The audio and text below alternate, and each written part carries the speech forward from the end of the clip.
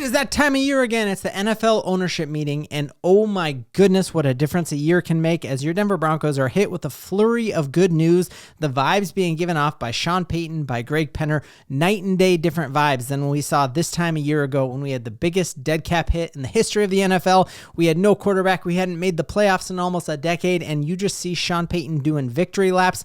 We hear about another player who's choosing to come to Denver, another player who's choosing not to do a holdout and have good faith and trust the Broncos are building something special. It is going to be one of the most unique times to be a Denver Broncos fan in the history of this franchise because we've done things the right way.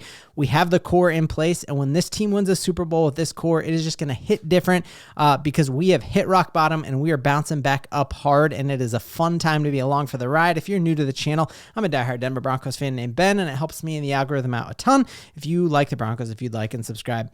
So Sean Payton almost started off today by doing a little bit of a victory lap, and it's well-deserved. We had a lot of people say that he was just kind of like a John Gruden guy and that he was not a great culture builder, and we have just seen time and time again through this both waves of free agency now and even is going back to last year that people are starting to choose your Denver Broncos even when they have more money on the table in other places. And Sean was asked about that today and basically said, hey, we actually are a team that people want to play for. You have the richest ownership group in the NFL, Denver, 300 days of sun a year. You have a young quarterback who we have not even come close to seeing what his ceiling can be. And the Broncos made the playoffs without having a running game and without having a tight end. And our defense just continues to get better. And so Sean Payton was like, yeah, we are a team that people want to come to. And that just is going to continue as the Broncos signed a backup quarterback today. Sam Ellinger played college football for Texas. So you got a bunch of Texas dudes on this team now with Brandon Jones and PJ Locke played there. You got a couple dudes on the defensive line who played in Texas. So pretty cool to have all those Texas players on this team. And just seeing in the tweet out here, there were a lot of teams out there that wanted him to come in and back up their quarterback. And he may have even gone in as the second string, not all the way down to the third string, because we know it goes Bo Nix, Jarrett Stidham, and Sam Ellinger. It's just cool to me to see that the Broncos, again, are becoming this destination for talent. And that's an absolutely fantastic thing. There are some folks out there, and let me know in the comments, like if you think there's anything to this, who are saying that Sam Ellinger might come in and play the Taysom Hill role. I don't see that. I only think the reason Sean Payton had a Taysom Hill when he was in New Orleans was because Drew Brees was just an immobile quarterback. And I think like we have a dude who has Taysom Hill type skill set in his ability to run as a quarterback, and that's actually Bo Nix. And so to me, I never want him coming off the field. Like even if we had Taysom Hill on a vet minimum, I wouldn't love that because I want Bo Nix having the ball in his hands all the time. So let me know in the comments what you think about that. Other fantastic piece of news we got right before the NFL ownership meeting kicked off is that Courtland Sutton, we know he is on his last year of guaranteed money, and after that he can hit free agency and he wants a new deal, but he is not going to be a holdout like we saw last year. There was 10 different NFL receivers who were in this exact same spot who held out, even receivers who were like a year ahead of him on this whole trajectory who held out, like Brandon Ayuk, then ends up not being in shape and gets hurt. We saw the same thing with Jamar Chase time and time again. And to me, you're just seeing another player say that they believe what Sean Payton is building here is special, what Courtland Sutton and Bo Nix has is special. And it's fantastic news to me that Courtland Sutton is not holding out and is going to be there. So that is a flurry of great news to see that. On top of that, we heard Greg Penner talk about just like what his strategy was going into this year's NFL free agency and why it's so different each year. And he talked about the first year he got here, there were so many needs, and we went really hard on offensive and defensive line. Last year, we had to be way more reserved because of the Russell Wilson dead cap hit. And this year, what he said is, I think we are very, very opportunistic, that we saw needs out there and we're able to go and fill those needs with elite guys. And they called him and Sean Payton use the exact same word to describe this group of free agents that we got this year with Evan Engram, Hufanga, and obviously Dre Greenlaw, and said we got a haul. And I couldn't think of a better word to describe it. Like we did get an absolute haul here. And the only downside or caveat to the free agents that we were able to get was, well, yes, these are fantastic picks if they stay healthy, but that's a big if because they all have injuries in their recent past. And he said, with 100% confidence that they are all going to be there and be ready to start with the offseason program. And I think we have seen that our medical staff now has just been completely overhauled under Sean Payton. And if they give 100% rating, like, hey, we're 100% sure these dudes are going to be ready to go, then I have zero caveats whatsoever. And I'm just so stoked about what we have to see with this free agent class, because even, as folks are talking about, like Colston Loveland, would he be a good Denver Bronco?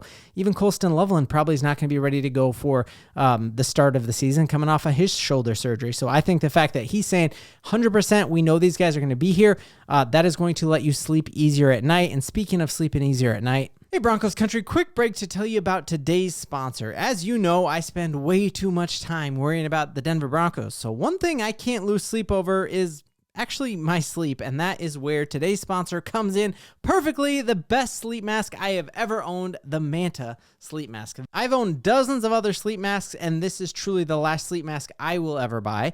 It has these light blocking cups here, so even when I put this thing on, with studio lights in front of me, I am in a world of my own. And what I love here is that this is called the Manta Sound. It is Bluetooth and connects to my cell phone, so I can pump in White Noise, my favorite Denver Broncos podcast, and I'm not wasting time counting sheep at night. I am in a cocoon of quick sleep as I am totally blocked out from the light and totally blocked out from the sound around me. So if you're tired of counting sheep or worried about the division rivals, Kansas City Chiefs, I encourage you, check out mantasleep.com. Use my promo code STDenver. You get 10% off site-wide using that promo code. You will have the best night of sleep of your life. STDenver at mantasleep.com. Check it out. All right, now we got to read between the tea leaves a little bit, because you remember last year at the NFL ownership meeting, I remember so clearly losing my mind because I thought the Denver Broncos were going to draft J.J. McCarthy. And they wanted you to think that. They wanted me to think that. I bet Sean Payton watched my video, loved it. He smashed the like button and was like, haha, I got Ben, thinking I love J.J. McCarthy, because he had Greg Penner go out and talk about how great of a meeting they had with JJ and how impressed they were with him. And time again, they just kept talking him up. They both mentioned JJ McCarthy multiple times in order to fool the rest of the NFL to thinking the Broncos wanted JJ McCarthy. And then obviously the Vikings were able to get him, and Bo Nix fell to us. And we've seen the receipts from that, from Jay Glazer coming out and saying, yeah, Sean Payton called me like a paranoid schizophrenic, saying like, hey, oh no, are the Rams going to try to get Bo Nix? And I would have to tell him, no, Bo Nix is safe. So we know at this point of the year, Sean Payton is playing chess while everyone else is playing checkers. He is throwing out smoke screens out there so folks don't know who he truly wants in this. And so let's read between the lines a little bit as the Broncos are talking about who they want in this year's NFL draft. So what you heard here is you heard George Payton come out and say, and remember, George Payton was the mouthpiece last year for all the J.J. McCarthy stuff. We'll get a running back in this draft. You can get a great running back from the second round all the way through the sixth round. So is he saying that because he really does not plan on using the first round pick at number 20 to get a running back? Or is he saying that so everyone else in the NFL is thinking, oh, okay, the Broncos will not be drafting a running back in the first round. So if we know somebody has fallen all the way to 20, we know they're at least going to fall back to 21. So I don't know exactly how to read into this, because I could see both worlds. I truly believe this draft class is insanely deep. And you even hear Coach Sean Payton say the same thing. Like, there is so much running back depth in particular in this draft class. That could very well be the truth. That could be very well be exactly how they feel about this situation. Or they could make you think that they believe in the depth and are going to be waiting when truly they're going to be pouncing on the dude that they have circled in that first round. So let me know in the comments, what do you think? Do you think it's worth the Broncos gambling that some of this depth will still be there when you get to the second, third, fourth, fifth round? Or do you think if the Broncos have a guy marked as a first round running back that they should pounce on him and try to get him there? So I think it all depends on how the board is shaping up and who is there, but it is awesome to me to think about right now. I know the Broncos are maneuvering. They're moving in silence like the G in lasagna. And I think they're bluffing us. And truly, I can't even have an honest take on this, because Sean Payton has fooled me before. And I don't want to be fooled again, but at the same time, I do want to be fooled again. I want the rest of the NFL to be fooled again. So let me know in the comments what you think about that. We had Sean Payton and George Payton just glow about, in particular, Hufanga. And that was the player to me that I wanted to hear more about, because since the Evan Engram, we've all seen him a ton. I remember watching him when he was with the Giants even. And I remember all the talk about Dre Greenlaw and what a stud he was. And so I loved hearing how high these coaches are on Hufanga in particular. And they came out and said that all of these guys that they were able to get in this haul are all captain-like material. And that's just what you want here, that as you're trying to build a young and hungry team that has that college-type atmosphere where all these dudes are playing for each other, you want captain-type material. You want to go out and get high-character guys. It was just 2 years ago that we went out and got Randy Gregory, who probably shouldn't have even been in the NFL anymore, and we like blindly looked away from all the character concerns. So I love that you got a bunch of captain material guys, not just great leaders, but even better players. And Sean Payton came out and just said that Hufanga in particular was a big get, that he is insanely tough and that he's a great communicator. So I think that's going to be an amazing asset to have. We know that he's in the mold of Troy Polamalu. That's why he grows his hair long, that he goes to his camps and works out with him, and that there's a toughness to how he plays, and that he's not just kind of around the ball, that he's one of the first responders. Like he's not just waiting for something to happen and they're kind of as backup and clean up on aisle 9 there, that he is initiating plays. And as I go back and I look at highlights from him, you see exactly what he's talking about, being a first responder. See him here in the screenplay. He's not waiting for the linebacker to make that hit. He is the first responder there. The only play in this whole highlight package of him being like a secondary responder is this one right here, where he's just in the right place at the right time, has a great hands there.